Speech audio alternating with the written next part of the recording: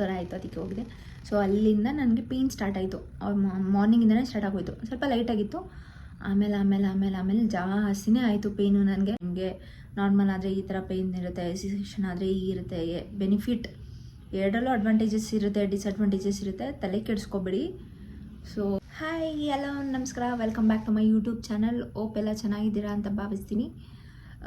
S, ನಾನು ಇನ್ಸ್ಟಾಗ್ರಾಮಲ್ಲಿ story upload ಮಾಡಿದಾಗ ಏನು ಕಂಟೆಂಟ್ನ ನೀವು ನೆಕ್ಸ್ಟ್ ನೋಡಬೇಕಂತ ಇಷ್ಟಪಡ್ತೀರಾ ಅಂದಾಗ ತುಂಬ ಜನ ಲವ್ ಸ್ಟೋರಿ ಹೇಳಿ, ನಿಮ್ಮ ಲವ್ ಸ್ಟೋರಿ ಬಗ್ಗೆ ಹೇಳಿ ಅಂತ ಹೇಳಿದ್ದೀರಾ. ಸೊ ಇನ್ನೂ ಸ್ವಲ್ಪ ಜನ ನಿಮ್ಮ ಬರ್ತ್ ಎಕ್ಸ್ಪೀರಿಯನ್ಸಿದ ಬಗ್ಗೆ ಹೇಳಿ, normal C section, baby weight ಎಷ್ಟಿತ್ತು, ಸೊ ಎಕ್ಸ್ಪೀರಿಯೆನ್ಸ್ ಹೇಗಿತ್ತು ಅದ್ರ ಬಗ್ಗೆ ಶೇರ್ ಮಾಡ್ಕೊಡಿ ಅಂತ ಹೇಳಿದ್ರ. ಸೊ ಎಸ್, ಲವ್ ಸ್ಟೋರಿ ಮಾಡ್ತೀನಿ, ಕಿರಣ್ ಫ್ರೀ ಆದಮೇಲೆ ಇಬ್ಬರು ಒಟ್ಟಿಗೆ ಸೇರಿ ಮಾಡ್ತೀವಿ. ಸೊ ಸದ್ಯಕ್ಕೆ ನಾನು ನಮ್ಮ ಬರ್ತ್ ಎಕ್ಸ್ಪೀರಿಯೆನ್ಸ್ ಬಗ್ಗೆ, ನಾರ್ಮಲ್ ಸಿ ಸೆಕ್ಷನ, ಏನೆಲ್ಲ ಕಾಂಪ್ಲಿಕೇಶನ್ಸ್ ಫೇಸ್ ಮಾಡಿದ್ವಿ ಅನ್ನೋದ್ರ ಬಗ್ಗೆ ಹೇಳ್ತೀನಿ. ಬಟ್ ತುಂಬ ಗಾಬರಿ ಆಗಬೇಡಿ. ಸೊ ಇದು ಎಲ್ಲರಿಗೂ ಈ ಥರ ಸಿಚುವೇಶನ್ಸ್ ಬರಲ್ಲ, ಕೆಲವೊಬ್ರಿಗೆ ಈ ಥರ ಆಗ್ಬೋದು. ಸೊ ನಾನು ಹೇಳ್ತಾ ಇರೋ ರೀಸನ್ ಏನಂದರೆ, ಇನ್ ಕೇಸ್ ಇನ್ ಫ್ಯೂಚರಲ್ಲಿ ಯಾರಿಗಾದರೂ ಏನಾದರೂ ಈ ಥರ ಕೇಸಸ್ ಇದ್ದಾಗ ಸೊ ಲೈಟಾಗಿ ತೊಗೊಂಡು, ಕಾಂಪ್ಲಿಕೇಶನ್ಸ್ ಬೇಡ, ಜಾಸ್ತಿ ಟೆನ್ಷನ್ ಬೇಡ, ಆ ಥರ ಕೂಲಾಗಿ ಎಲ್ಲ ಹ್ಯಾಂಡಲ್ ಮಾಡಿ ಅನ್ನೋ ರೀಸನ್ಗೆ ನಾನು ಇದನ್ನು ಹೇಳ್ತಾ ಇದ್ದೀನಿ. ಅಷ್ಟುಬಿಟ್ರೆ ತುಂಬ ನಿಮಗೆ ಗಾಬರಿ ಮಾಡಬೇಕು ಅಥವಾ ಎದುರಿಸ್ಬೇಕು ಅನ್ನೋದಕ್ಕೆ ಏನು ಹೇಳ್ತಾ ಇಲ್ಲ. Just my experience and my opinion, ನನ್ನ ಸೈಡ್ ಆಫ್ ಒಪಿನಿಯನ್ ಏನಿದೆ ಅದನ್ನು ಶೇರ್ ಮಾಡ್ಕೊಳ್ಳೋಕೆ ಇಷ್ಟಪಡ್ತೀನಿ. ಆ್ಯಂಡ್ ಎಸ್, ತಡ ಮಾಡೋದು ಬೇಡ, ಲೆಟ್ಸ್ ಕಂಟಿನ್ಯೂ. ಸೊ ನನ್ನ ಪರ್ಸ್ಪೆಕ್ಟಿವ್ ಅಂದರೆ, ನನ್ನ ಪಾಯಿಂಟ್ ಆಫ್ ವ್ಯೂಯಲ್ಲಿ ನಾನು ಏನು ಹೇಳೋಕ್ಕೆ ಇಷ್ಟಪಡ್ತೀನಿ ಅಂದರೆ, so once you being pregnant, ನೀವು ಪ್ರೆಗ್ನೆಂಟ್ ಅಂತ ಗೊತ್ತಾಗಿದ್ದ ತಕ್ಷಣವೇ ಸೊ ನಿಮ್ಮ ಮೈಂಡಲ್ಲಿ ಫಿಕ್ಸ್ ಆಗಿಬಿಡುತ್ತೆ. ಓಕೆ, 9 ಮಂತ್ಸ್ ಆಗಿದ ತಕ್ಷಣ ಡೆಲಿವರಿ ಆಗಿರುತ್ತೆ. ಸುಮಾರು ಜನ ಹೇಳ್ತಾರೆ, ನಿಮಗೆ ನಾರ್ಮಲ್ ಆದರೆ ಈ ಥರ ಪೇಯ್ನ್ ಇರುತ್ತೆ, ಸಿ ಸೆಕ್ಷನ್ ಆದರೆ ಇರುತ್ತೆ. ಬೆನಿಫಿಟ್ ಎರಡರಲ್ಲೂ ಅಡ್ವಾಂಟೇಜಸ್ ಇರುತ್ತೆ, ಡಿಸ್ಅಡ್ವಾಂಟೇಜಸ್ ಇರುತ್ತೆ, ತಲೆ ಕೆಡಿಸ್ಕೊಬೇಡಿ. ಸೊ ನಿಮ್ಮ ಬಾಡಿ ನೇಚರ್ ಹೇಗಿರುತ್ತೋ ಅದ್ರ ಮೇಲೆ ಡಿಪೆಂಡ್ ಆಗುತ್ತೆ. ಯಾರೋ ಏನೋ ಹೇಳಿದ್ರು ಅಂತ ನೀವು ಇಷ್ಟೇ ವರ್ಕೌಟ್ ಮಾಡಿ, ಇಷ್ಟೇ ವಾಕ್ ಮಾಡಿ, ಇಷ್ಟೇ ಆ್ಯಕ್ಟಿವ್ ಆಗಿದ್ದರೆ, ಇಷ್ಟೇ ತಿಂತಾಯಿದ್ರೆ, ಇಲ್ಲ ಇದೇ ಥರನೇ ಇದ್ದರೆ ನಮ್ಮ ಬಾಡಿ ನೇಚರು ನಾರ್ಮಲ್ ಆಗುತ್ತೆ, ಇಲ್ಲಾಂದರೆ ಸಿ ಸೆಕ್ಷನ್ ಆಗುತ್ತೆ. ನೋ, ಅದೆಲ್ಲ ಸುಳ್ಳು. ಯಾಕಂದರೆ ಸುಮಾರು ಜನ ನಾನು ನೋಡಿರೋ ಪ್ರಕಾರ ತುಂಬ ಆ್ಯಕ್ಟಿವ್ ಇರ್ತಾರೆ, ತುಂಬ ಯೋಗ ಎಕ್ಸಸೈಸಸ್ ಎಲ್ಲ ಮಾಡಿರ್ತಾರೆ. ಈವನ್ ಬಾಡಿ ವೆಯ್ಟು ಅಷ್ಟು ಗೇನ್ ಆಗಿರಲ್ಲ, ನಾರ್ಮಲಾಗಿ ಇರ್ತಾರೆ. But still at the end of moment ಅವ್ರಿಗೇನೋ ಕಾಂಪ್ಲಿಕೇಶನ್ ಆಗಿ ಸಿ ಸೆಕ್ಷನ್ ಮಾಡಬೇಕಾಗುತ್ತೆ. ಆ್ಯಂಡ್ ಏನೂ ಕೆಲಸ ಮಾಡಿದಿರ ಫುಲ್ ಕಂಪ್ಲೀಟ್ ಬೆಡ್ ರೆಸ್ಟಲ್ಲಿರೋನು ನೋಡಿದ್ದೀನಿ, ಅಂಥವ್ರಿಗೆ ನಾರ್ಮಲ್ ಆಗಿರೋದು ನಾನು ನೋಡಿದ್ದೀನಿ. ಸೊ ಏನೂ ಡಿಫ್ರೆನ್ಸ್ ಅನ್ಸಲ್ಲ, ನೀವು ಹೀಗೆ ಇರಬೇಕು ಹಾಗೆ ಇರಬೇಕು ಅಂತ. ಜಸ್ಟ್ ನಿಮ್ಮ ಬಾಡಿ ನೇಚರ್ ಹೇಗೆ ತಿಳ್ಕೊಳ್ಳಿ. ಸೊ ಆ ಬಾಡಿ ನೇಚರ್ ಪ್ರಕಾರ ನಿಮಗೆ ಯಾವ ಥರ ಊಟ ಅಡ್ಜಸ್ಟ್ ಆಗುತ್ತೆ, ಯಾವ ಥರ ಇದ್ರೆ ಹೇಗಿರುತ್ತೆ ಅನ್ನೋದನ್ನು ನೀವು ಅರ್ಥ ಮಾಡ್ಕೊಳ್ಳಿ. ಅದ್ರ ಮೇಲೆ ನೀವು ಡಿಸೈಡ್ ಮಾಡ್ಕೊಳ್ಳಿ. ಯಾರೋ ಏನೋ ಹೇಳಿದ್ರು ಅಂತ ನಾವು ಹೀಗೆ ಇರಬೇಕು ಹಾಗೆ ಇರಬೇಕು, ಅದನ್ನು ಮಾತ್ರ ಮಾಡಬೇಡಿ. ಆ್ಯಂಡ್ ಎಸ್, ನಾನು ಹೇಗೆ ಕ್ಯಾರೆಕ್ಟ್ ಫಾರ್ಮ್ ಮಾಡಿದೆ ಅಂದರೆ, ಸೊ ಎಸ್, ನಾನು ಪ್ರೆಗ್ನೆಂಟ್ ಅಂತ ಗೊತ್ತಾಗಿದ ತಕ್ಷಣ ನಾನು ಮೈಂಡ್ ಫಿಕ್ಸ್ ಮಾಡಿಕೊಂಡೆ. ಓಕೆ, ಬಟ್ ಎಲ್ಲರಿಗೂ ಆಸೆ ಇರುತ್ತೆ ನಂಗೆ ನಾರ್ಮಲ್ ಆಗಬೇಕು ಅಂತ. ನನಗೂ ಅದೇ ಥರ ಓಕೆ ನಾರ್ಮಲ್ ಆದರೆ, ಸಿ ಗಾಡ್ಸ್ ಗ್ರೇಸ್ ಅದೆಲ್ಲ. ನಾನೇನು ಅಂದ್ಕೊಂಡೆ, ಓಕೆ ನಾರ್ಮಲ್ ಆದರೆ ಒಳ್ಳೆಯದು ಇಲ್ವಾ, ಕಾಂಪ್ಲಿಕೇಶನ್ಸ ಬೇಡ, let's go to C section. So ಇವಾಗಲೇ ಏನನ್ನು ನಾನು ಇದು ಮಾಡೋಕ್ಕಾಗಲ್ಲ. ಸೊ ಮೈಂಡಲ್ಲಿ ಫಿಕ್ಸ್ ಮಾಡ್ಕೊಂಡಿದ್ದೆ, ಓಕೆ ನಾರ್ಮಲ್ ಆದರೆ ಓಕೆ ಒಳ್ಳೆಯದು ಅನ್ನೋದು, ಹೆಲ್ತ್ ಸ್ವಲ್ಪ ನಮಗೆ ನೋಡ್ಕೋಬೋದು ಅನ್ನೋದನ್ನು ನಾನು ಓಕೆ ಮೈಂಡಲ್ಲಿ ಫಿಕ್ಸ್ ಮಾಡಿಕೊಂಡೆ. ಸೊ ನಾನು ನೋಡಿರೋ ಪ್ರಕಾರ ಪ್ರೆಗ್ನೆನ್ಸಿ ಜರ್ನಿ ತುಂಬ ಚೆನ್ನಾಗಿತ್ತು ನಂದು. ಸೊ ನನಗೆ ಯಾವುದೇ ವಾಮಿಟಿಂಗ್ ಇರಲಿಲ್ಲ, ಸುಸ್ತಿರಲಿಲ್ಲ, ಏನೂ ಇರಲಿಲ್ಲ. ತುಂಬ ಚೆನ್ನಾಗಿ ತಿಂತಾಯಿದ್ದೆ, ತುಂಬ ಚೆನ್ನಾಗಿ ಆ್ಯಕ್ಟಿವ್ ಆಗಿ ಹಂಗೆ ಓಡಾಡಿಕೊಂಡು. ಆಲ್ಮೋಸ್ಟ್ ನಂದು ರೂಮ್ ಮೇಲಿರೋದು ಕಿಚನ್ ಕೆಳಗಡೆ ಇರುತ್ತೆ. ಸೊ ಆಲ್ಮೋಸ್ಟ್ ನಾನು ತುಂಬ ಸಲ ಸ್ಟೆಪ್ಸ್ ಎಳಿತಾ ಇದ್ದೆ, ವಾಕಿಂಗ್ ಹೋಗ್ತಾಯಿದ್ದೆ, ಲೈಟಾಗಿ ಯೋಗ ಸ್ಟ್ರೆಚಸ್ ಎಲ್ಲ ಮಾಡ್ತಿದ್ದೆ. ಬಟ್ ನೀವು ಮಾಡೋಕ್ಕೆ ಮುಂಚೆ ನಿಮ್ಮ ಡಾಕ್ಟರ್ನ ಸಜೆಷನ್ ತೊಗೊಳೋದು ಒಳ್ಳೆಯದು. ಕೇಳಿ ಮಾಡಿ ನಾನು ಮಾಡಿದೆ ಇಲ್ಲ ಇನ್ಯಾರೋ ಮಾಡಿದ್ರು ಅಂತ ಮಾಡೋಕ್ಕೆ ಹೋಗ್ಬೇಡಿ, ಓಕೆನಾ. ಸೊ ಎಸ್, ಆಲ್ಮೋಸ್ಟ್ ನಂದು ಪ್ರೆಗ್ನೆನ್ಸಿ ಜರ್ನಿಯಿಂದನೇ ನಾನು ಆಲ್ಮೋಸ್ಟ್ ನನ್ನ ಮೈಂಡನ್ನು ಫಿಕ್ಸ್ ಮಾಡ್ಕೊಂಬಿಟ್ಟಿದ್ದೆ, ನಾರ್ಮಲ್ ಟ್ರೈ ಮಾಡೋಣ ಅಂತ.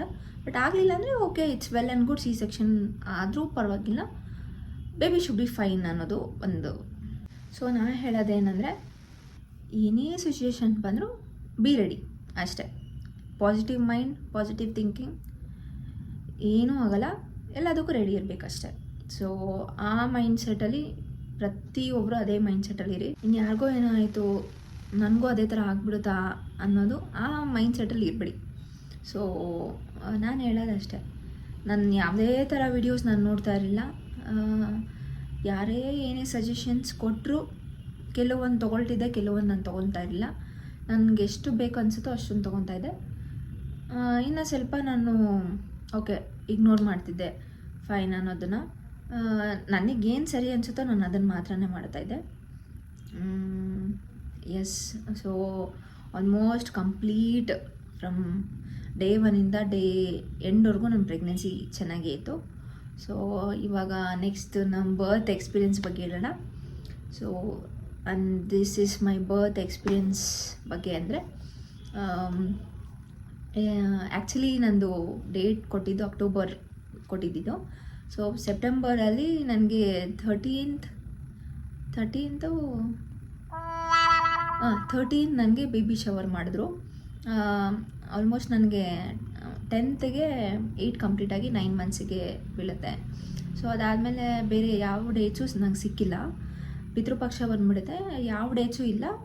13th ಬಿಟ್ಟರೆ 15th ಒಂದು ಡೇಟ್ ಇತ್ತು, ಅದು ಬಿಟ್ಟರೆ ಇನ್ಯಾವ ಡೇಟು ಇರಲಿಲ್ಲ. ತುಂಬ ನಿಯರ್ ಬೈ ಡೆಲಿವರಿ ಡೇಟಿಗೆ ನಿಯರ್ ಬೈ ಥರ ಇತ್ತು ಡೇಟು. ಸೊ ಬೇಡ, ಆಲ್ಮೋಸ್ಟ್ ಹೆಂಗಿರು 9 ಕಂಪ್ಲೀಟಾಗಿ 8 ಕಂಪ್ಲೀಟಾಗಿ 9 ಬಿದ್ದಿದೆಲ್ಲ. ಸೊ ಬೇಬಿ ಶವರ್ ಮಾಡಿಬಿಡೋಣ ಅಂತ ಬೇಬಿ ಶವರ್ ಮುಗಿಸಿದ್ರು 13th ಆದಮೇಲೆ 15th ಸಂಡೇ ನನ್ನ ಫ್ರೆಂಡ್ ಮನೆಗೆ ಬಂದು ನಾನ್ ವೆಜ್ ಊಟ ಮಾಡ್ಕೊಂಡು ಬಂದು. ಸೊ ಅವರು ಮನೆಯದು ನನಗೆ ಬಿರಿಯಾನಿ ಸ್ವಲ್ಪ ಡಿಫ್ರೆಂಟಾಗಿರುತ್ತೆ, ಅದು ಇಷ್ಟ ನನಗೆ.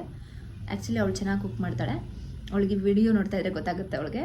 ಸೊ ಅವಳು ಬಿರಿಯಾನಿ, ಚಿಕನ್ ಕಬಾಬ್, ಚಿಕನ್ ಫ್ರೈ ಸಮಥಿಂಗ್ ಏನೇನೋ ಎಲ್ಲ ಮಾಡ್ಕೊಂಡು ಸ್ವೀಟ್ಸು ಎಲ್ಲ ತೊಗೊಂಡು ಬಾಳೆ ಎಲೆ ಜೊತೆಗೆ ಬಂದಿದ್ಲು. ವಿತ್ ಕಪಲ್ಗೆ ನಾನು ಊಟ ಬಡಿಸ್ಬೇಕು ಅನ್ನೋದು ಒಂದು ಕಾನ್ಸೆಪ್ಟಲ್ಲಿ ಅವಳು ಮನೆಗೆ ಎಲ್ಲ ತೊಗೊಂಡು ಬಂದಿದ್ಲು.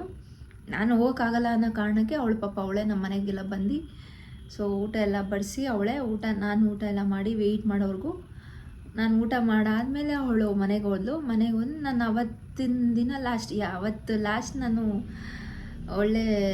ಚೆನ್ನಾಗಿ ಒಳ್ಳೆ ಊಟ ಮಾಡಿದೆ. ಸೊ ಅದಾಗಿ ಎಲ್ಲ ಆಯಿತು, ಚೆನ್ನಾಗಾಯಿತು. ವಾಕೆಲ್ಲ ಮಾಡಿ ಆರಾಮಾಗಿ ಮಲ್ಕೊಂಡು ಬೆಳಗ್ಗೆ ಮಂಡೇ ಮಾರ್ನಿಂಗ್ ಎದ್ದು ನಾರ್ಮಲಾಗಿ ನನ್ನ ಡೇ ಸ್ಟಾರ್ಟ್ ಆಯಿತು. ಸೊ ಅವತ್ತು ನನ್ನ friend birthday September 16th. So ನಾನು ಆಚೆ ಹೋಗೋಕ್ಕಾಗಲ್ಲ, ಅಂದರೆ ದಿನ 9 ಮಂತ್ ಬಂದುಬಿಟ್ಟಿದೆಯಲ್ಲ, ಸೊ ಎಲ್ಲೂ ಆಚೆ ಹೋಗೋಕ್ಕಾಗಲ್ಲ. So why not let's celebrate in ಮನೇಲಿ ಅಂದ್ಬಿಟ್ಟು ಎಲ್ಲ ಫ್ರೆಂಡ್ಸ್ ಎಲ್ಲ ಮನೆಗೆ ಬಂದರು. ಕೇಕ್ ಎಲ್ಲ ತೊಗೊಂಡು ಬಂದ್ವಿ. ಸೊ ಇನ್ನೇನು ಸೆಲೆಬ್ರೇಷನ್ ಸ್ಟಾರ್ಟ್ ಮಾಡಬೇಕು, ಕೇಕ್ ಕಟ್ ಮಾಡಬೇಕು, ಫೋಟೋಸ್ ಎಲ್ಲ ತೊಗೊತಾಯಿದ್ರು. ನನಗೆ ಸ್ವಲ್ಪ ವಾಟರ್ ಬ್ರೇಕ್ ಆಗೋ ಥರ ಫೀಲ್ ಆಯಿತು.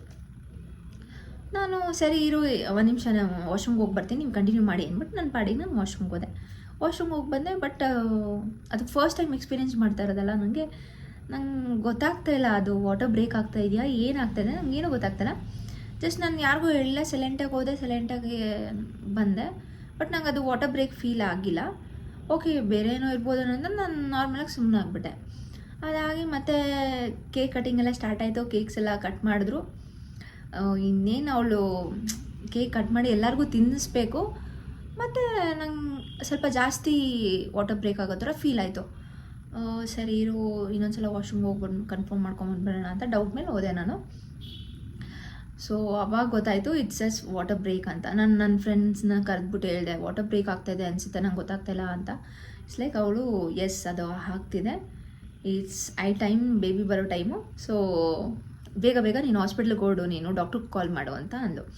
ಸೊ ಅಲ್ಲಿಂದ ನಾನು ಕೇಕು ಸಹ ತಿಂದಿಲ್ಲ. ಬಟ್ ಎಸ್ ನಾನು ಕೂಲಾಗಿ ಹೋಗಬೇಕು, ಕೂಲಾಗಿ ಇದು ಮಾಡಬೇಕು, ಹ್ಯಾಂಡ್ಲ್ ಮಾಡಬೇಕಂತ ಅಂದ್ಕೊಂಡಿದ್ದೆ. ಬಟ್ ಪ್ಯಾನಿಕ್ ಆಗಿದ್ದು ನಿಜ. ಯಾಕೆ ಅಂದರೆ ಆಲ್ಮೋಸ್ಟ್ ನನಗೆ ಏನಂದರೆ ಇನ್ನು 3 more ವೀಕ್ಸ್ ಇತ್ತು ನನಗೆ ಡೆಲಿವರಿ ಡ್ಯೂ ಡೇಟ್ಗೆ. ಸೊ ಇಷ್ಟು ಬೇಗ ಇದಾಗೋಯ್ತಲ್ಲ ಅನ್ನೋ ಒಂದು ನನಗೆ ಬೇಜಾರು ಅಥವಾ ಟೆನ್ಷನು, ಅದು ನಂಗೆ ಗೊತ್ತಿಲ್ಲ. ಸೊ ಈ ಲಾಸ್ಟ್ 4 ವೀಕ್ಸ್ ಇರೋದು ತುಂಬ ಇಂಪಾರ್ಟೆಂಟ್ ಆಗುತ್ತೆ ಬೇಬಿಗೆ. ಜಸ್ಟ್ ಬಿಕಾಸ್ ಬೇಬಿ ಗ್ರೋಯಿಂಗ್ ಡೆವಲಪ್ಮೆಂಟ್ಗೆ ತುಂಬ ಯೂಸ್ ಆಗುತ್ತೆ. ಯಾಕಂದರೆ even every day there is every step of growing the baby. ಆ ವೀಕ್ 3 ವೀಕ್ಸ್ 4 ವೀಕ್ಸ್ ಏನಿರುತ್ತೆ ಲಾಸ್ಟಲ್ಲಿ, ಸೊ ಆ್ಯಸ್ ಪರ್ ಡಾಕ್ಟರ್ ಪ್ರಕಾರ ತುಂಬ ಯೂಸ್ಫುಲ್. ಆ 4 ವೀಕ್ಸು ತುಂಬ ಡೆವಲಪ್ಮೆಂಟ್ ಜಾಸ್ತಿ ಬೇಗ ಡೆವಲಪ್ಮೆಂಟ್ ಆಗೋದು ಆ 4 ವೀಕ್ಸಲ್ಲೇ. ಸೊ ನಂಗೆ ಅಲ್ಲಿ ಬೇಜಾರಾಗೋಯಿತು, ಈ ಟೈಮಲ್ಲಿ ಈ ಥರ ಆಗೋಯ್ತಲ್ಲ, ಇನ್ನು 3 ವೀಕ್ಸ್ ಇದೆ, 3 ವೀಕ್ಸಲ್ಲಿ ಬೇಬಿ ಇನ್ನೂ ಒಂದಷ್ಟು ಡೆವಲಪ್ಮೆಂಟ್ ಆಗ್ತಿತ್ತು, ಇನ್ನೂ ಒಂದಷ್ಟು ಗ್ರೋತ್ ಆಗ್ತಿತ್ತಲ್ಲ, ಈ ಥರ ಆಗಬಾರ್ದಿತ್ತು ಅನ್ನೋ ಬೇಜಾರಾಗಿ ನಾನು ಪ್ಯಾನಿಕ್ ಆಗದೆ ಅಷ್ಟುಬಿಟ್ರೆ, ಅಥವಾ ನೆಗೆಟಿವ್ ಆಗಿ ನಾನು ಏನೂ ಯೋಚನೆ ಮಾಡಲಿಲ್ಲ. ಬೇಬಿಗೆ ಇನ್ನೇನೋ ಆಗಿರುತ್ತೆ ಅಥವಾ ಇನ್ನೇನೋ ಆಗೋಯ್ತು, ನನಗೇನೋ ಆಗೋಗಿದೆ, ಆ ನೆಗೆಟಿವಿಟಿ ನಾನು ತೊಗೊಂಡಿಲ್ಲ. ಸೊ ಅಲ್ಲಿಂದ ತಕ್ಷಣ ಏನು ಮಾಡಿದ್ವಿ, ಫ್ರೆಂಡ್ಸ್ ಎಲ್ಲ ಹೋಗಿ ಕಿರಣ್ಗೆ ಮತ್ತು ಇನ್ಲಾಸ್ಗೆ ಕೆಳಗಡೆ ಇದ್ದರು ರೂಮಲ್ಲಿ, ನಾವು ಮೇಲ್ಗಡೆ ಇದ್ವಿ. ಸೊ ಎಲ್ಲ ಹೋಗ್ಬಿಟ್ಟು ಇನ್ಲಾಸ್ ಮತ್ತು ಕಿರಣ್ನೆಲ್ಲ ಕರ್ಕೊಂಡ್ಬಂದು ತಕ್ಷಣ ಏನು ಮಾಡಿದೆ, ನಾನು ಕಿರಣ್ಣೆಲ್ಲ ಹೊರಟ್ವಿ. ಸೊ ಫ್ರೆಂಡ್ಸ್ ಎಲ್ಲ ಆಮೇಲೆ ಬಂದರು. ಸರಿ, ನಾನು ಕ್ಲಿನಿಕ್ ಹೋದೆ. ಕ್ಲಿನಿಕ್ಕಿಗೆ ಡಾಕ್ಟರ್ ಎಲ್ಲ ಅಪ್ಡೇಟ್ ಮಾಡ್ದೆ, ಈ ಥರ ಆಗ್ತದೆ ಆ ಥರ ಆಗ್ತದೆ ಅಂತ. ಸರಿ, ಅವ್ರು ಅಂದರು ನಾನು ಸ್ಕ್ಯಾನ್ ಮಾಡಲೇಬೇಕು, ಇಲ್ಲಾಂದರೆ ನನಗೆ ಗೊತ್ತಾಗಲ್ಲ. ಸೊ ಒಂದು ಕೆಲಸ ಮಾಡು, ನೀನು ಹಾಸ್ಪಿಟ್ಲಿಗೆ ಹೋಗಿ ಅಡ್ಮಿಷನ್ ಆಗು, ಅಲ್ಲಿ ನಿಂಗೆ ಸ್ಕ್ಯಾನಿಂಗ್ ಎಲ್ಲ ಮಾಡ್ತಾರೆ. ಸೊ ಅದಾದಮೇಲೆ ನಾವು ಏನು ಸ್ಟೆಪ್ ತೊಗೋಬೋದು, ಅದು ನಿಜವಾಗ್ಲೂ ವಾಟರ್ ಬ್ರೇಕ್ ಆಗ್ತಾಯಿದೆಯಾ ಅಥವಾ ವಾಟರ್ನ ಬ್ರೇಕ್ ಆಗೋದನ್ನು ಕಂಟ್ರೋಲ್ ಮಾಡ್ಬೋದಾ ಅಥವಾ ತಡೀಬೋದಾ, ಇನ್ನೂ 3 ವೀಕ್ಸ್ ಪುಷ್ ಮಾಡ್ಬೋದಾ ಅನ್ನೋದನ್ನು ನನಗೆ ಡಾಕ್ಟರ್ ಹೇಳಿದ್ರು. ಸೊ ಓಕೆ ಫೈನ್, ನಾನು ಅಲ್ಲಿಂದ ಕ್ಲಿನಿಕ್ಕಿಂದ ಅವ್ರದ್ದು ಸಪ್ರೇಟ್ ಕ್ಲಿನಿಕ್ ಇದೆ, ಡಾಕ್ಟರ್ ಅರುಂಧತಿ ಅಂತ. ತುಂಬ ಒಳ್ಳೆ ಡಾಕ್ಟರ್. ನಾನು ಈ ಡಾಕ್ಟರ್ ಹೆಸರು ಹೇಳಿದ್ರೆ ಗೊತ್ತಾಗುತ್ತೆ. ಆಲ್ಮೋಸ್ಟ್ ಆ ಸರೌಂಡಿಂಗ್ ಅವ್ರು ಪೂರ್ತಿ ಎಲ್ಲ ಡಾಕ್ಟರ್ ಅವ್ರ ಹತ್ರನೇ ತೋರಿಸೋದು, ಎಲ್ಲ ಪೇಷಂಟ್ಸ್ ಎಲ್ಲ ಅದೇ ಡಾಕ್ಟರ್ ಹತ್ರನೇ ತೋರಿಸೋದು. ಸೊ ಹಂಗಾಗಿ ನಿಮ್ಗೆ ಆಲ್ಮೋಸ್ಟ್ ಒಂದು ಐಡಿಯಾ ಬಂದಿರುತ್ತೆ ನಾನು ಯಾವ ಸೈಡ್ ಇದ್ದೀನಿ ಅಂತ. ಸೊ ಎಸ್, ಡಾಕ್ಟರ್ ಅರುಂಧತಿ ಅಂತ. ಅವರು ತಕ್ಷಣ ಅಡ್ಮಿಷನ್ ಮಾಡಬೇಕು, ಹೋಗು ನೀನು, ನಾನು ನಿಮಗೆ ಕಾಂಟ್ಯಾಕ್ಟಲ್ಲಿ ಇರ್ತೀನಿ ಹಾಸ್ಪಿಟ್ಲ್ ಅವ್ರ ಜೊತೆ, ಅವ್ರು ನಂಗೆ ಅಪ್ಡೇಟ್ ಮಾಡ್ತಾರೆ, ನಾನು ನಿಮಗೆ ಆಮೇಲೆ ಬರ್ತೀನಿ ಅಂತ ಹೇಳಿದ್ರು. ಫೈನ್, ನಾವಲ್ಲಿಂದ ಡೈರೆಕ್ಟಾಗಿ ಹಾಸ್ಪಿಟ್ಲಿಗೆ ಹೊರಟ್ವಿ. ಸೊ ಹಾಸ್ಪಿಟ್ಲಿಗೆ ಹೊರಟ್ಮೇಲೆ ಆ್ಯಕ್ಚುಲಿ ನಾನು ಹೋಗ್ಬೇಕಂದ್ರೆ ನಾನು ತುಂಬ ಏನೇನೋ ಅಂದ್ಕೊಂಡಿದ್ದೆ. ನಾನು ಹಂಗೆ ರೆಡಿಯಾಗಿ ಹೋಗಬೇಕು, ಹಿಂಗೆ ರೆಡಿಯಾಗಿ ಹೋಗಬೇಕು ಅಂತೆಲ್ಲ ಅಂದ್ಕೊಂಡೆ. ಬಟ್ ಆ ವಾಟರ್ ಬ್ರೇಕ್ ಆಗಿದ್ದು, ಆ ಪ್ಯಾನಿಕ್ಕು, ಆ ಟೆನ್ಷನಲ್ಲಿ ನಾನು ಏನೂ ರೆಡಿ ಆಗೋಕ್ಕಾಗಲಿಲ್ಲ. ಬೇಜಾರಾಗೋಯಿತು. ಹಂಗೆ ಅದೇ ಇದರಲ್ಲಿ ಹೊರಟೋದೆ ನಾನು. ನನ್ನ ಮೈಂಡ್ ಏನೋ ಯೋಚನೆ ಮಾಡ್ಕೊಂಡು ಹಾಗೆ ಹೋದೆ. ಆ ಟೆನ್ಷನಲ್ಲಿ ನಿಮ್ಗೆ ಗೊತ್ತಿರುತ್ತಲ್ಲ, ಆ ಟೆನ್ಷನಲ್ಲಿ ಆ ರೆಡಿ ಆಗೋಕ್ಕೆ ಟೈಮು ಇರೋಲ್ಲ, ಅಷ್ಟು ಟೆನ್ಷನ್ ಆಗ್ತಾ ಇರುತ್ತೆ, ಏನು ಕತೆನೋ, ಡಾಕ್ಟರ್ ಏನು ಹೇಳ್ತಾರೋ ಅಂತ. ಸೊ ಒನ್ಸ್ ನಾನು ಕ್ಲಿನಿಕ್ಗೆ ಹೋಗಿ ಡಾಕ್ಟರ್ನ ವಿಸಿಟ್ ಮಾಡಿದ್ಮೇಲೆ ಸ್ವಲ್ಪ ಸಮಾಧಾನ ಆಯಿತು. ಅಲ್ಲಿಂದ ಡೈರೆಕ್ಟಾಗಿ ಆರಾಮಾಗಿ ಹಾಸ್ಪಿಟ್ಲಿಗೆ ಹೋದ್ವಿ. ಆನ್ ದಿ ವೇ ಹೋಗ್ತಾ ಕಾಫಿ ಎಲ್ಲ ಕುಡ್ಕೊಂಡು ಹೋದ್ವಿ.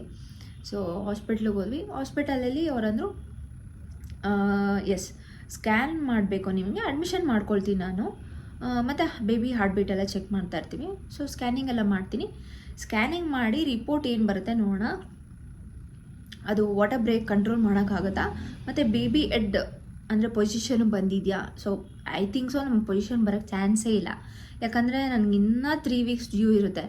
ಸೊ ಬೇಬಿ ಪೊಸಿಷನ್ ಬರೋಕ್ಕಾಗೋದಿಲ್ಲ. ಸೊ ಜಸ್ಟ್ ವಾಟರ್ ಬ್ರೇಕ್ನೇನ ಮಾಡ್ಬೋದಾ, ಕಂಟ್ರೋಲ್ ಮಾಡ್ಬೋದಾ ಅನ್ನೋದನ್ನು ಒಂದು ಕಾನ್ಸೆಪ್ಟ್. ಸರಿ, ಸ್ಕ್ಯಾನ್ ಎಲ್ಲ ಮಾಡ್ತೀವಿ ಅಂತ ಹೇಳಿದ್ರು. Okay fine. ಆಮೇಲೆ ನನ್ನ ಫ್ರೆಂಡ್ಸ್ ಬಂದರು. ನನಗೆ ಒಂದು ಬೇಜಾರು ಏನಂದರೆ ಕೇಕ್ ತಿನ್ನಲಿಲ್ಲ ಅನ್ನೋ ಬೇಜಾರು. ಸರಿ, ನನ್ನ ಫ್ರೆಂಡ್ಸ್ ಏನು ಮಾಡಿದ್ರು, ಹಾಸ್ಪಿಟಲ್ಗೆ ಕೇಕ್ ಎಲ್ಲ ತೊಗೊಂಡು ಬಂದರು. ಅವರೆಲ್ಲ ತಿಂದು ನನಗೆ ಅಂತ ಕೇಕ್ ತೊಗೊಂಡು ಬಂದಿದ್ರು. ಸೊ ನಾನು ಏನು ಮಾಡಿದೆ, ಆರಾಮಾಗೆ ಕೂತ್ಕೊಂಡು ಕೇಕೆಲ್ಲ ತಿಂದೆ ಹಾಸ್ಪಿಟಲಲ್ಲಿ. ನಾನು ಫೋಟೋ ಅಪ್ಲೋಡ್ ಮಾಡ್ತೀನಿ, ನೀವು ನೋಡ್ಬೋದು. ಸೊ ಕೇಕೆಲ್ಲ ತಿಂದೆ ಆರಾಮಾಗೆ ಕೂತ್ಕೊಂಡು.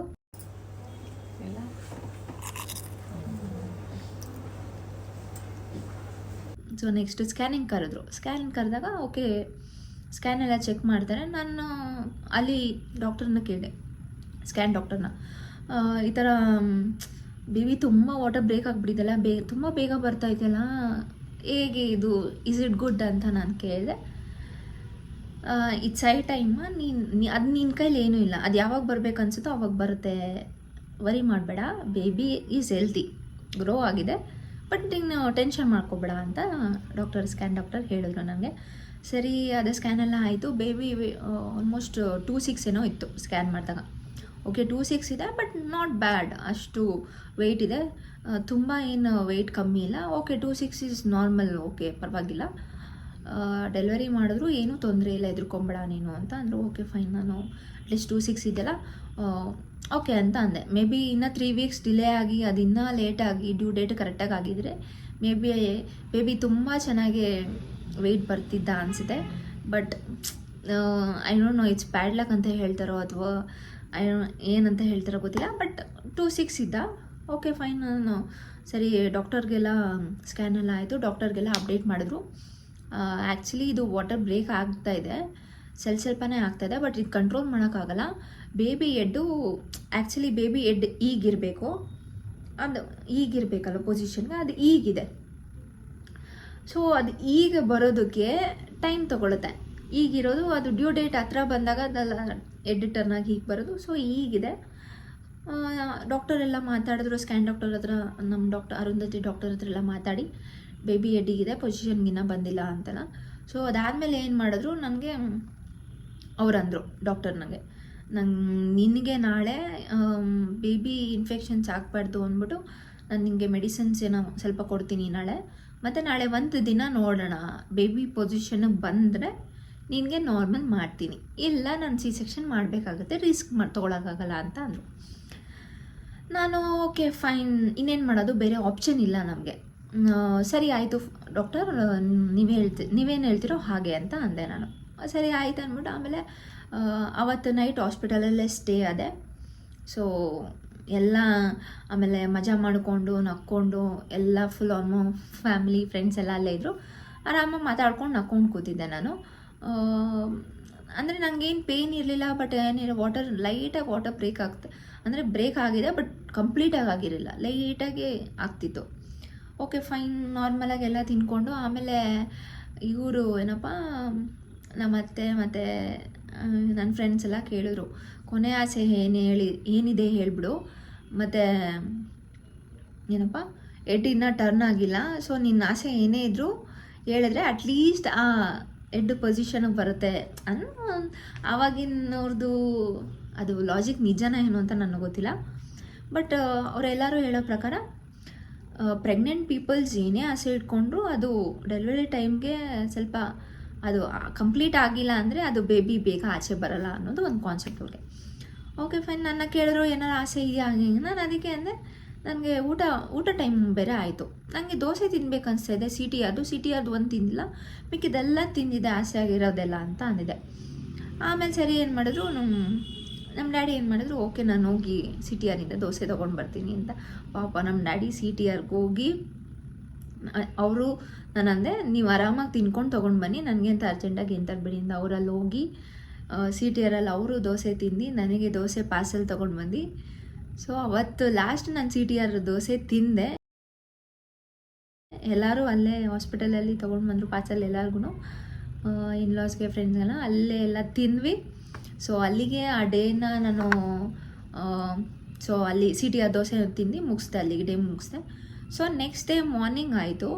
ಸೊ ನೆಕ್ಸ್ಟ್ ಡೇ ಮಾರ್ನಿಂಗ್ ಮತ್ತೆ ಅವ್ರು ಏನು ಮಾಡಿದ್ರು, ಡಾಕ್ಟರ್ ಬಂದರು, ನಿಮಗೆ ಸ್ಕ್ಯಾನ್ ಮಾಡಬೇಕಾಗುತ್ತೆ, ಮತ್ತೆ ಇವಾಗ ಪೊಸಿಷನ್ ಬಂದಿದೆಯಾ ಅಂತ ನೋಡಬೇಕು, ಪ್ಲಸ್ ನಿಮಗೆ ಬೇಬಿಗೆ ಇನ್ಫೆಕ್ಷನ್ಸ್ ಅಂದರೆ ವಾಟರ್ ಬ್ರೇಕ್ ಆಗ್ತಾ ಇರುತ್ತಲ್ಲ, ಬೇಬಿಗೆ ನೀರು ಕಮ್ಮಿ ಆಗ್ತಾ ಬ್ರೀತಿಂಗ್ ಪ್ರಾಬ್ಲಮ್ ಮತ್ತು ಇನ್ಫೆಕ್ಷನ್ ಆಗೋ ಚಾನ್ಸಸ್ ಇರುತ್ತೆ. ಸೊ ಅದಕ್ಕೆ ಅವ್ರು ಏನು ಹೇಳಿದ್ರು, ಇನ್ಫೆಕ್ಷನ್ ಆಗಬಾರ್ದು ಅನ್ನೋದಕ್ಕೆ ಒಂದು ಮೆಡಿಸನ್ ಕೊಡ್ತೀನಿ, ಮತ್ತು ಬೇಬಿ ಪೊಸಿಷನ್ ಬಂದಿದೆಯಾ ಅಂತ ನೋಡ್ತೀನಿ ಅಂತ ಅಂದರು, ಸ್ಕ್ಯಾನಲ್ಲಿ ಗೊತ್ತಾಗುತ್ತೆ ಅಂದರು. ಓಕೆ ಫೈನ್, ನನಗೆ ಮಾರ್ನಿಂಗ್ ಸ್ಕ್ಯಾನ್ ಮಾಡಲಿಲ್ಲ. ಫಸ್ಟ್ ಏನು ಮಾಡಿದ್ರು, ನಂಗೆ ಮಾರ್ನಿಂಗ್ ಎಲ್ಲ ಮೆಡಿಸನ್ ಕೊಟ್ಟರು. ಈವ್ನಿಂಗ್ ಅರೌಂಡ್ 7ಗೆ ಸ್ಕ್ಯಾನ್ ಮಾಡಿದ್ರು ನನಗೆ, ಅಲ್ಲಿವರೆಗೂ ನಂಗೆ ಸ್ಕ್ಯಾನ್ ಮಾಡಲಿಲ್ಲ. ಸೊ ಅದು ನೋಡಿದಾಗ ಬೇಬಿ ಆಲ್ಮೋಸ್ಟ್ ಪೊಸಿಷನ್ಗೆ ಬಂದಿತ್ತು, ಹಿಂಗಿರೋ ಬೇಬಿ ಆಲ್ಮೋಸ್ಟ್ ಇಲ್ಲಿಗೆ ಬಂದಿತ್ತು. ಅವರಂದರು okay baby is ready, baby ಅದಾಗದೇ ಪೊಸಿಷನ್ಗೆ ಬಂದಿರೋದ್ರಿಂದ ಎಸ್ ಬೇಬಿ ಈಸ್ ರೆಡಿ, ಅದು ಬರೋಕ್ಕೆ ರೆಡಿ ಆಗಿದೆ, ನೀನೇನೂ ಮಾಡೋಕ್ಕಾಗಲ್ಲ, ಬೇಗ ಬಂದರೂ ಪರವಾಗಿಲ್ಲ ಬರಲಿ ಬಿಡು. ನಾನು ಅದಕ್ಕೆ ಬೇಬಿ ವೆಯ್ಟ್ ತುಂಬ ಕಮ್ಮಿ ಇದೆಯಲ್ಲ, ನಾನು ಅಟ್ಲೀಸ್ಟ್ ಇನ್ನೊಂದು 3 ವೀಕ್ಸ್ ಇದ್ದಿದ್ರೆ ಬೇಬಿ ಇನ್ನೂ ಚೆನ್ನಾಗಿ ಗ್ರೋತ್ ಆಗ್ತಿತ್ತು, ಇನ್ನೂ ಚೆನ್ನಾಗಿ ಆಗ್ತಿದ್ದ, ತುಂಬ ಬೇಗ ಬರ್ತಾ ಇದ್ದಾನಲ್ಲ ಅಂತ ಸ್ವಲ್ಪ ಬೇಜಾರಾಯಿತು. ಬಟ್ ಓಕೆ, ಸ್ಟಿಲ್ ಪೊಸಿಷನ್ಗೆ ಬಂದಮೇಲೆ ಡಾಕ್ಟರು ಏನು ಮಾಡೋಕ್ಕಾಗಲ್ಲ, ನಾನು ಏನು ಮಾಡೋಕ್ಕಾಗಲ್ಲ. ಸೊ ಇಟ್ಸ್ ಐ ಟೈಮ್ ಮಾಡಬೇಕು, ಡೆಲಿವರಿ ಮಾಡಬೇಕು ಅಂತ ಅಂದರು. Okay fine doctor.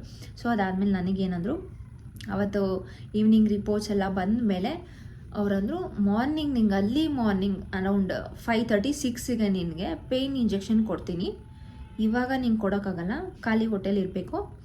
So pain injection ಕೊಡ್ತೀನಿ, ಅಲ್ಲಿಂದ ನಿಂಗೆ ಪೇಯ್ನ್ ಸ್ಟಾರ್ಟ್ ಆಗುತ್ತೆ, ಅದಾದಮೇಲೆ ನಿಂಗೆ ಡೆಲಿವರಿ ಮಾಡ್ತೀನಿ, ನಾಳೆ ಮಾಡ್ತೀನಿ, ಇವತ್ತು ಮಾಡೋಕ್ಕಾಗಲ್ಲ ಅಂದರು.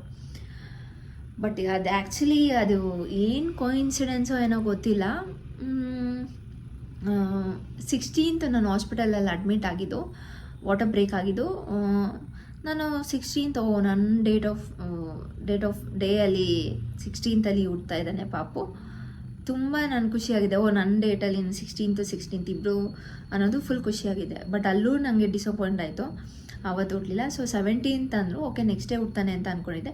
ಬಟ್ 17th ಅವ್ರು ಅಂದರು ಈ ಥರ ಸ್ಕ್ಯಾನ್ ಎಲ್ಲ ಮಾಡಿ ಎಡ್ ಪೊಸಿಷನ್ ಬಂದಮೇಲೆ ಮಾಡೋದು. ನಾನು ಹಂಗೆಲ್ಲ ಅಂದಾಗ ಈವ್ನಿಂಗ್ ನೈಟಿಗೆ ಎಡ್ ಪೊಸಿಷನ್ ಬಂದಿರೋದ ಕಾರಣ ಖಾಲಿ ಹೊಟ್ಟೆ ಇರಲಿಲ್ಲ ನಾನು, ಹಂಗಾಗಿ ನೆಕ್ಸ್ಟ್ ಟೈಮ್ ಮಾರ್ನಿಂಗ್ ಮಾಡ್ತೀನಿ ಅಂತ ಅಂದರು.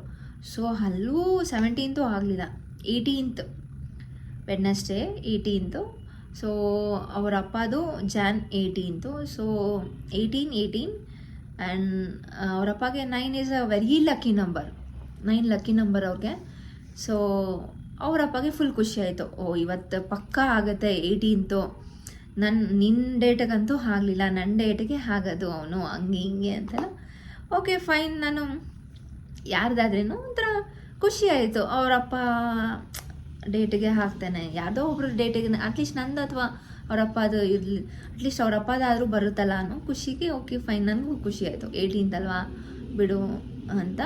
ಸೊ ಏನು ಕೋಇನ್ಸಿಡೆನ್ಸ್ ಅಂತ ಇದರಲ್ಲಿ ಅಂದರೆ, ಹೊಟ್ಟೆ ಒಳಗಿದ್ದಾಗ ನನ್ನ ಮಗುನ ಅಂದರೆ ಅವನು ನನ್ನ ಮಾತಿಗೆ ರಿಯಾಕ್ಟ್ ಮಾಡೋದಕ್ಕಿಂತ ಜಾಸ್ತಿ ಅವರಪ್ಪ ಮಾತಿಗೆ ರಿಯಾಕ್ಟ್ ಮಾಡ್ತಿದ್ದ. ಅಂದರೆ ಒದೆಯೋದಾಗಲಿ ಮೂಮೆಂಟ್ ಮಾಡೋದಾಗಲಿ ತುಂಬ ಮಾಡ್ತಿದ್ದ. ಸೊ ಆ ಬಾಂಡಿಂಗ್ ಪ್ರೆಗ್ನೆನ್ಸಿಯಿಂದನೇ ಸ್ಟಾರ್ಟ್ ಆಗಿಬಿಡಿದೆ.